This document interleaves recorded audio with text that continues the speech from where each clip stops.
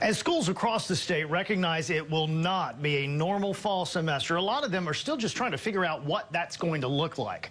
Well, one Raleigh private school has a plan to bring kids back, but with this comes backup plans as well.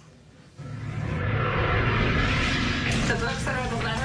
On March 9th, St. Timothy's School was bustling with students as we visited to find out what their plan was if the coronavirus meant shutting down the school. 9 days later, we were at math teacher Sarah Little's house as she prepared for long-distance learning after classrooms were shuttered. Dealing with all of the coronavirus, we were very fortunate that they made the transition so easy. But parents like this one, students and teachers are ready to get back in the building this August. We have a plan, but we really have plan A, B, C, D. It's more of a playbook than a plan. It says if things look this way, then here's what we do. If things look differently, then here's what we do. And they all involve following CDC and NCDHHS guidelines every step of the way. Like a time capsule, you can still see the last thing written on the board, the March 10th Democratic primary. But there is a lot that has changed, including the spacing of desks in this classroom. It starts by looking at the spaces, and we've done that, and then it gets into scheduling. Okay, now how do we schedule the spaces? And then it gets into personnel, and do we have enough people to cover spaces, and who needs to have a different assignment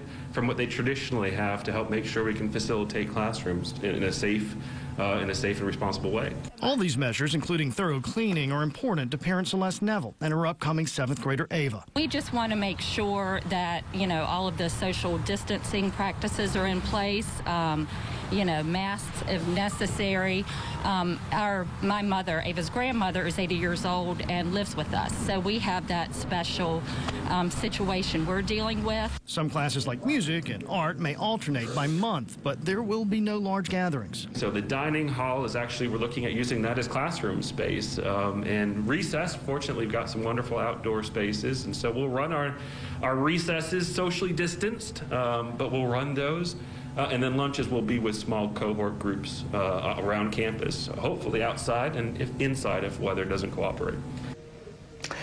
And Angela, one interesting aside, they also tell me they have seen an increase in inquiries about new students since the pandemic. Some parents looking for an option that will come with a smaller class size. Yeah, that makes sense. All right, Russ, thank you.